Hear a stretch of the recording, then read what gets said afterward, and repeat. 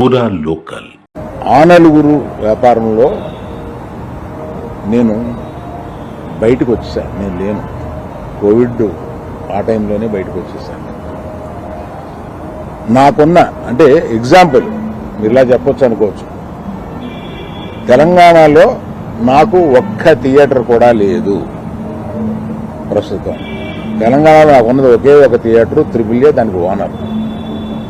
కనుక నా దగ్గర ఒక్క థియేటర్ కూడా లీజులో లేదు. ఆంధ్రాలో కూడా అన్నీ వదిలేసుకుంటా వచ్చేసి నా దగ్గర మొత్తం 1500 థియేటర్లు ఆంధ్రాలో ఉంటే, అదే మొత్తం తెలుగు రాష్ట్రాల్లో ఉంటే నా దగ్గర 15 లోపు ఉన్నాయి.